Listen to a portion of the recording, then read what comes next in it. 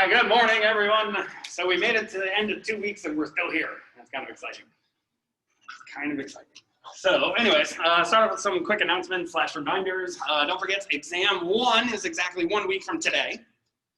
So we should finish up most of the rest of this chapter today. Whatever we don't finish, then we'll finish on Wednesday, because don't forget, no class on Monday due to Labor Day. And then, so whatever's left, we'll finish on Wednesday, and then Thursday we'll just do a review for the exam, and then we'll spend the rest of the time working on a couple more group assignments. Okay. Other things, I just posted yesterday the examples from exam number 1. So those are now available on Blackboard, so spend some time going through those. I will post the solutions for those probably around Tuesday or Wednesday next week, just so you can actually go through and check your results versus mine. And everybody should have got an email about it, but I posted the conceptual questions number 3. I forgot to do it on Wednesday, but today we're supposed to post them anyway, so posting them today. So those will be due tomorrow by 5 o'clock. So the next topic we're gonna start looking at is we're gonna go back and revisit standing waves. So standing waves revisited.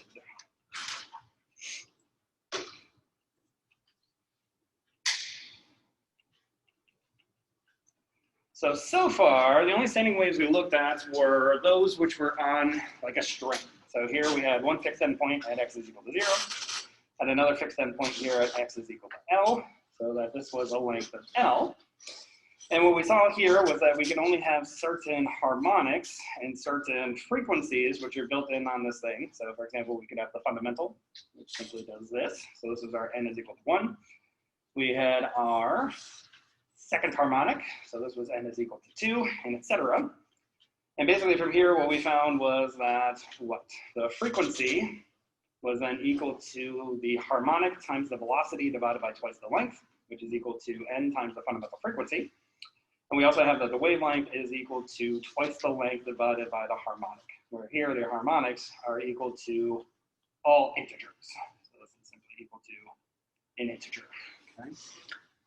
But now that we've been talking about standing waves, we can now create other types of harmonics, other types of musical instruments, if you will, from sound waves. And we can do that with wind instruments. So we're basically going to start looking at wind instruments. So wind instruments typically come in one of 2 types. The first type is what's called a reeded instrument. And the second type is what's called unreaded. So your reeded instruments are things where it has something at the end of it which creates a pressure. Right? So basically it fixes a pressure, usually makes a high pressure, which allows basically for 0 displacement.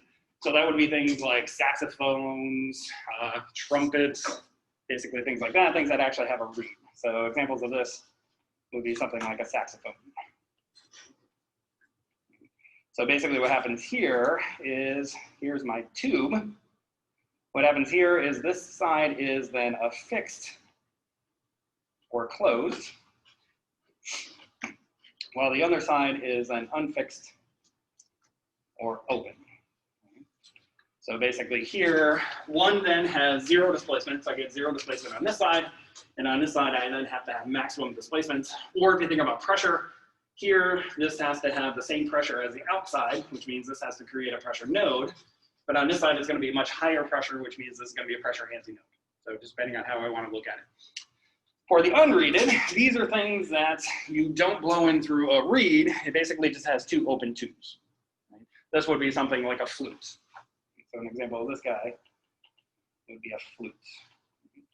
So basically here, what would be the difference is now I have my tube, but my tube has nothing blocking on the 2 sides. So this would represent 2 open endpoints. I'd have an open here, an open here, or this would be unfixed and unfixed.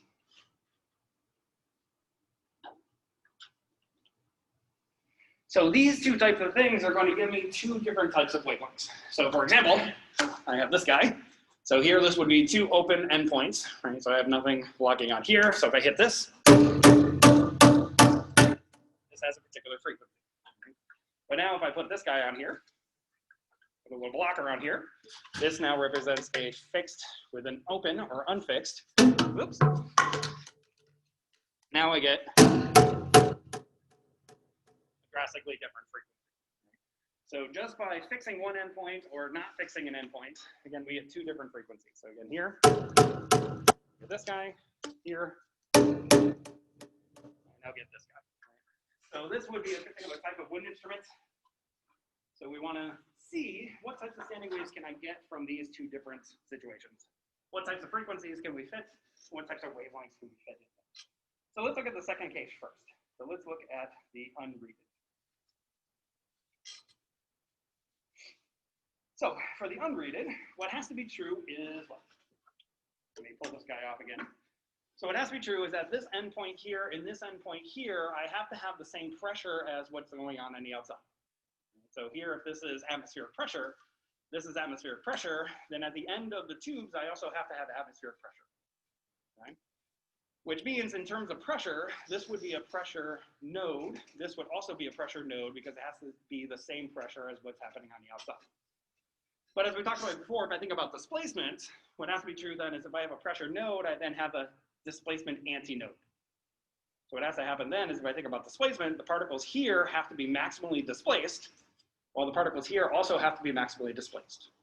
So if I think about this in terms of displacement,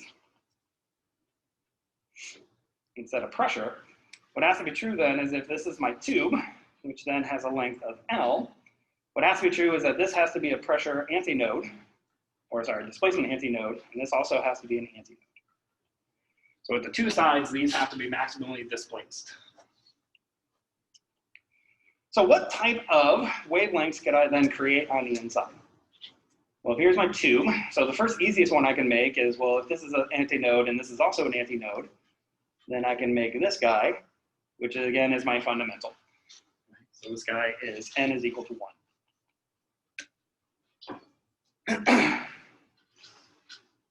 The second simplest case I can have would be what? This guy starts off up here, but this guy has to end down here.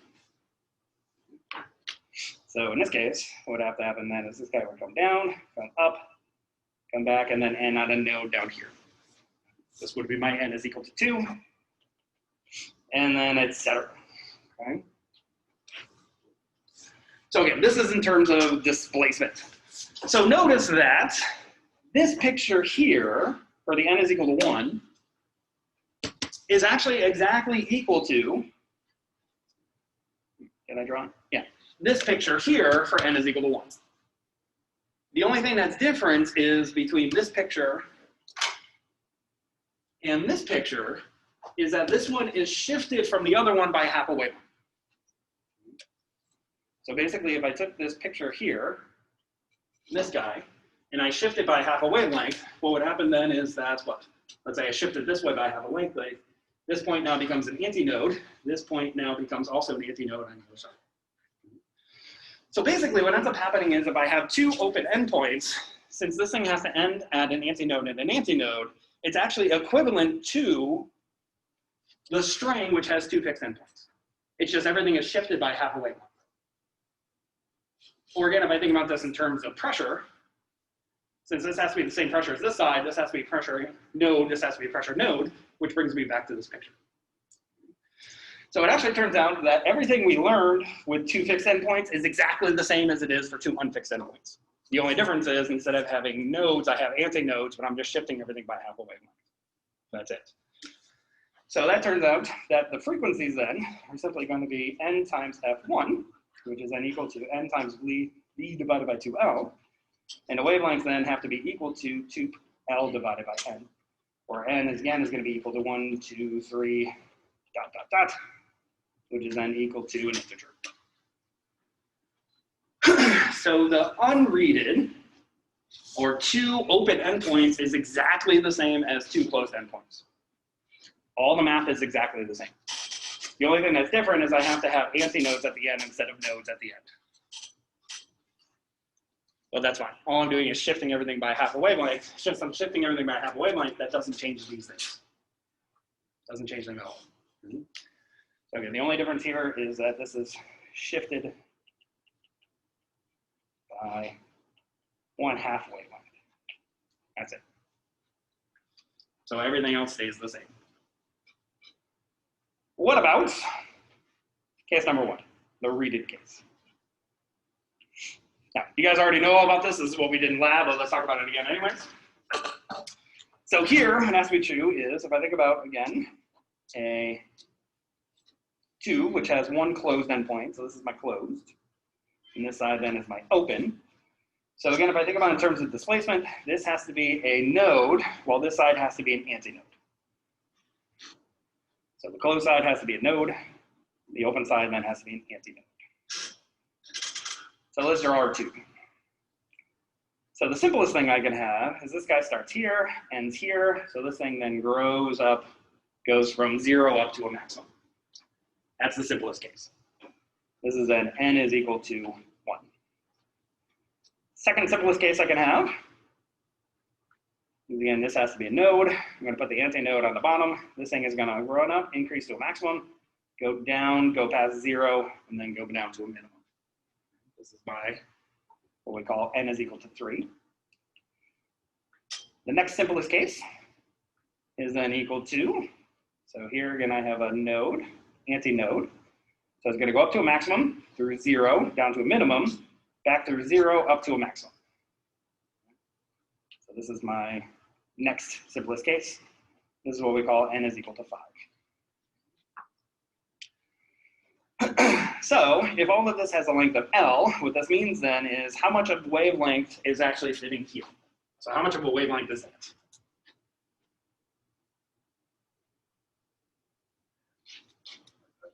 Not a half, but a quarter. Good. Because a half, it would have to go all the way back to 0, but this ends up at the maximum, which means it has to be a quarter of a wavelength. So what this says here is that the length of the tube is then simply equal to a quarter of a wavelength, which means the wavelength that we're fitting inside of here is then equal to 4 times the length. So the full wavelength would be 4 times the length of this. Now for the next one, how much of a wavelength is this one? So it goes all the way up, comes down, which means by the time it gets here, that's half a wavelength. And then it goes to a maximum point, which means it's a half plus a quarter. So here, this then has 3/4 of a wavelength is fitting inside of this length of a tube, which means that the wavelength in this case then is going to be 4 times L divided by 3. So this one starts off at 0, goes to a maximum, goes to 0, so that's a half wavelength. Goes down to 0, back up to 0, so that's an entire full wavelength. Back up to a maximum, which means that's an extra quarter. So this is a full wavelength plus a quarter, which means that this is equal to 5/4 of a wavelength, which means that the wavelength in this case is then going to be 4 times L divided by 5, and etc. I can still have more of these guys. So if you notice, this is giving us a pattern. What this says then is that the wavelength is equal to 4L divided by 1, where 1 is the harmonic in this case, or the fundamental. This one is 4L divided by 3, which is the harmonic in this case. This one is 4L divided by 5, which is also the harmonic, and etc. So if I follow this pattern, what this tells me then is that the allowed wavelengths, which are allowed to fit inside of this tube, are equal to now 4 times the length divided by the harmonic. But the difference here is that the harmonics are actually only odd. I have no even harmonics. And again, the reason that this is odd is because it has to start at a node and end at an antinode, which means we can only fit quarters of wavelengths in there. So since I only have quarters of wavelengths, that then gives me odd harmonics instead of odd and even harmonics. So what's the frequency? Well, we know that the velocity must be equal to the wavelength times the frequency, which means that the frequency then is equal to the velocity divided by the wavelength, which means this is then going to be equal to n times the velocity divided by 4 times the length, where again, n is equal to only odd harmonics.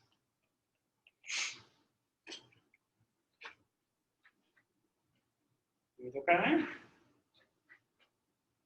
So these are my allowed frequencies. So 2 things I care about are these things. This one and this one. And this is one. So this is why I get 2 different sounds. Right? So again, if I have my open tube, what the previous slide tells me is what? There we go. That the frequencies this is allowed to make are certain ones, Versus when I put the cap on, this is allowed to make certain wavelengths, certain frequencies, which are slightly different. But what's the difference? So here, what this one says then is that the frequency goes as 1 over 2L, where this one says that the frequency goes as 1 over 4L, which means that what? When I have the cap on here, it has exactly, if it is, say, the fundamental, this thing has exactly half the frequency as what it does when it's like this. So if this thing is running at exactly the harmonic, or at least the fundamental, this frequency here should be exactly half the frequency as this guy. That's why this way gives me a higher pitch than what it does when it's closed. That's why saxophones, you can usually get things like altos. It has a lower frequency than a flute, which is usually much more of a soprano. It's a higher system. So these are standing waves. So standing waves we can actually then create not only on strings, but we can create them with air using wind instruments, which allows us to be able to make all kinds of different things. So good. So let's staying along interference. So far we've been looking at interference in space. So what we said was that what if I had one speaker over here, one speaker over here, then Grant sitting in front might not be able to hear anything because the path length difference between this speaker and this speaker gave it destructive interference. So he hears nothing because the intensity goes again as roughly the square of the amplitude, which means he has 0 amplitude at this stage. So there's no intensity. But this is not the only type of interference we can have. We can have spatial interference, that's what we've been looking at so far, but we can also have temporal interference as well. We can have a interference which happens as a function of time instead as a function of position. Which basically means that if I have a temporal type of interference, Grant then would hear something different at every moment of time. So at his given location, he's going to hear louder and smaller intensities because the interference is now happening as a temporal function instead of as a spatial function. So this is what we start looking at now. So we want to start looking at temporal interference. Now, when we say temporal, what we mean is that this is happening at a fixed location. So this is happening at a fixed location. So to do this, what we're going to say is that we have two sources. Here is one source, which is giving off spherical waves. And this one is at a frequency of F1. We have a second source, which is also giving off spherical waves. But this one is at a slightly different frequency. We're going to call this frequency F2. So by the time these guys interfere with each other, so if I extend the black one here by a little bit, so at these locations here, what happens then is that we don't just get constructive or destructive interference, but we're going to get constructive and destructive interference changing all the time because this is now dependent on time. So let's see how this works. I'm going to show you a whole slew of videos here. So basically what he has here, he'll probably describe it as well, is he has two tuning forks, each one on these boxes, which are resonator boxes. So basically what happens is he's going to hit the tuning fork's going to vibrate. It's then going to cause the wood to vibrate. That vibration then is going to set up a standing wave inside of the wood, because this is a closed and open box where the backside is closed, the front side then is open, which means it's going to resonate louder because it has that resonator tube. This is the same idea as an acoustic guitar. Right, when you strum the acoustic guitar, you set up standing waves inside of the body of the guitar, which causes it to be louder. So this one has one frequency. This one has a slightly different frequency. And we want to see, what do we actually hear in this case? It was about the same frequency. So when they're tuned, you can hear a nice, steady tone that doesn't vary in loudness.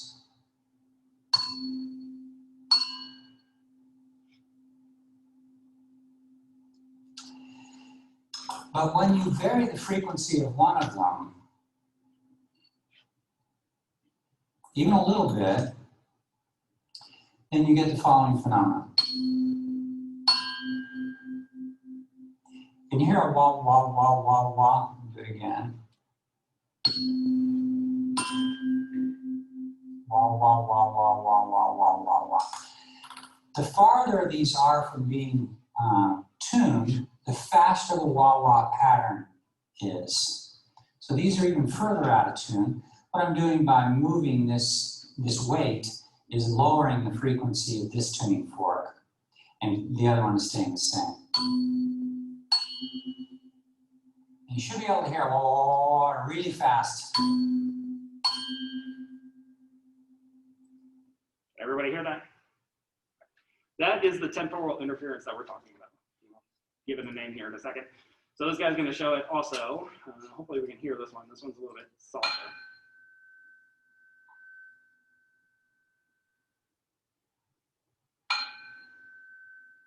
That's 250 hertz. 238. So they're slightly out.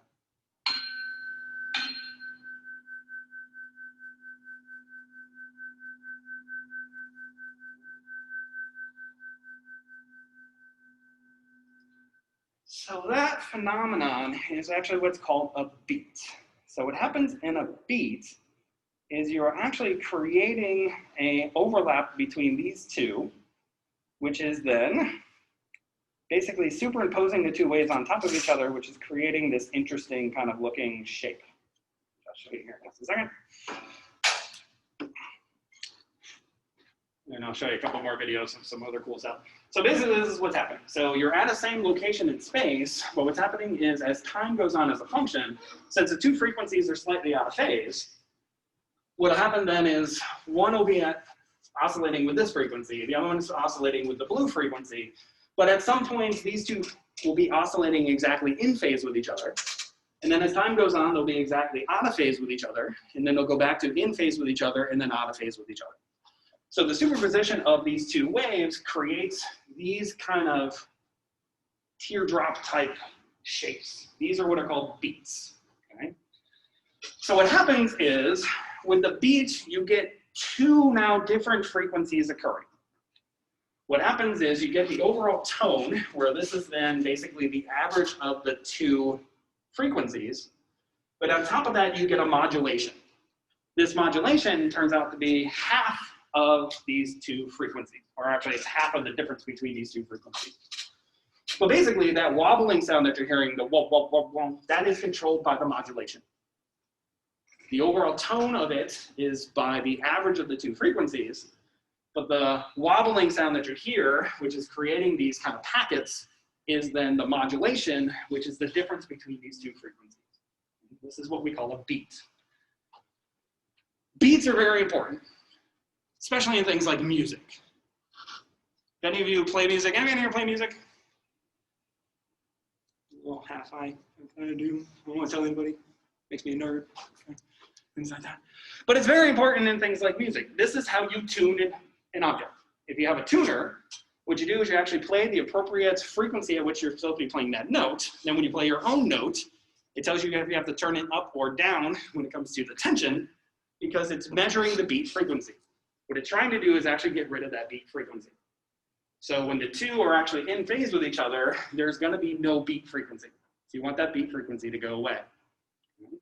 It's also used in things like one of the group projects we're going to look at, things like ultrasound. Ultrasound, you can measure the heart at which, or the speed at which the baby's heart is actually pumping because of beat frequencies. Things like submarines, sonar. They are also used with beat frequencies.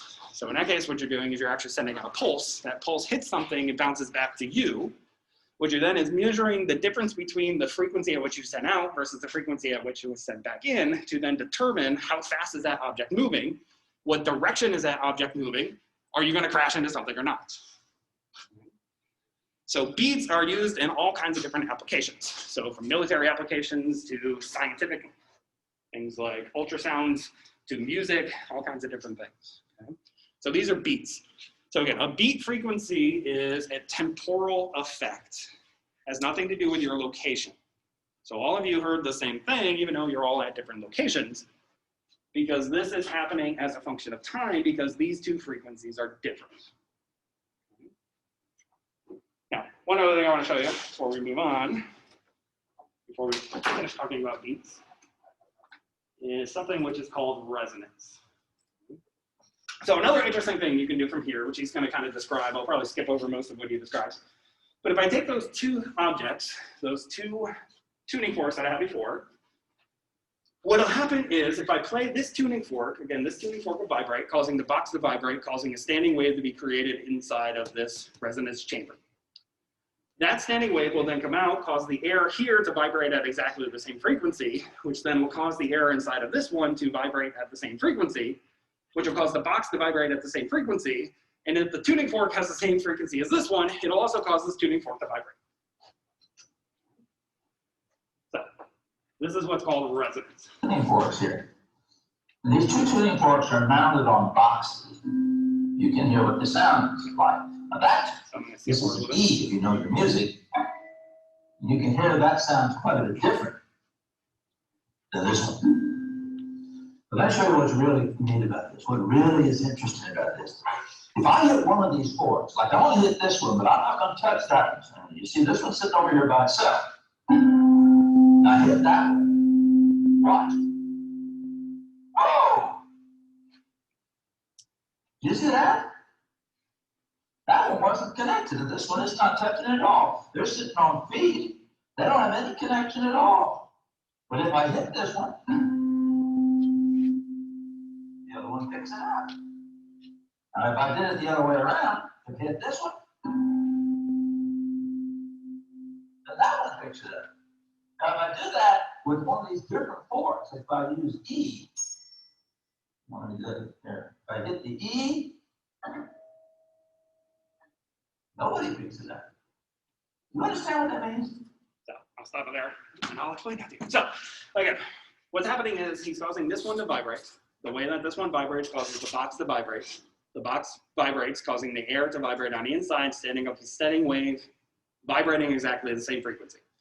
Causes the air here to vibrate at the same frequency, causes the air inside of here to vibrate at the same frequency, causes the box to vibrate at the same frequency, which then causes the tuning fork to vibrate at that same frequency because it has the same frequency. Now, when he took the other one and he put this one on top of it, that's causing the box to vibrate at a different frequency, which causes the air inside it to vibrate at a different frequency, which sets up a standing wave inside of here at a different frequency. But since this is a different frequency from that of the tuning fork, it doesn't cause the tuning fork to vibrate. This is what's called resonance. So what resonance does is resonance can actually cause one object to vibrate at exactly the same frequency as the other because you're forcing it to vibrate at that frequency. Now, sometimes this is good. Sometimes this is very bad. For example, any of you in here are going to be civil engineers. If you're going to design a building, what happens if there's an earthquake? The earthquake will shake the ground, which shakes the building. If the building starts to vibrate at its natural frequency, everything has a natural frequency at which it vibrates. But if you match that frequency of the building, its natural frequency, the building then will start to massively increase its amplitude of oscillation. That's what the resonance does. Once that happens, what will happen to your building? Dylan already showed us. Down. You will destroy that building. Right? This is what happened many, many eons ago, back in the 40s, I believe, with the Tecumseh Bridge. Tacoma Bridge, Washington, opened only a few months ago, was built at a cost of over $6 million. But misfortune overtakes the great structure. These are some of the most amazing pictures ever recorded by a newsreel. The actual collapse of the world's third largest suspension bridge.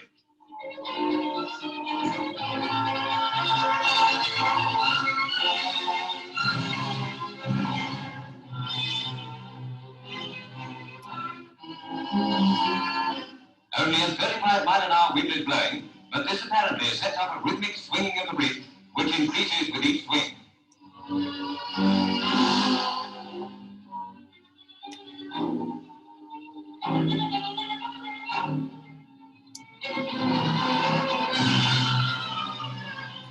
Finally, the swinging road and the suspension cables give way and plunge into the water below. Fortunately, the only casualties were a car stalled on the bridge and a dog. Dog died, but nobody cares. Okay, so let me show you another video of it too. Just for funsies. This one's a little bit longer. We'll go to the good stuff.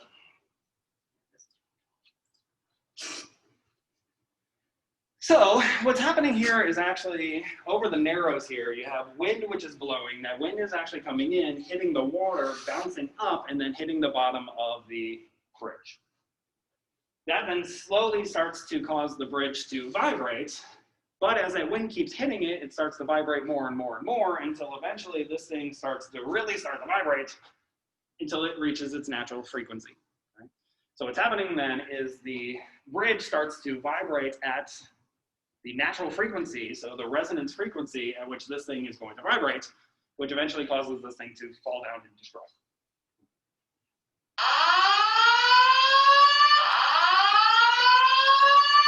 Fair enough.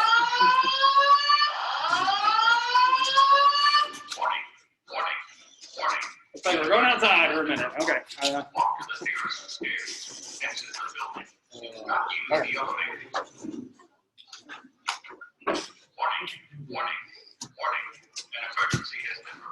I don't know if we'll be back. So. Okay. Okay. Okay. Be safe.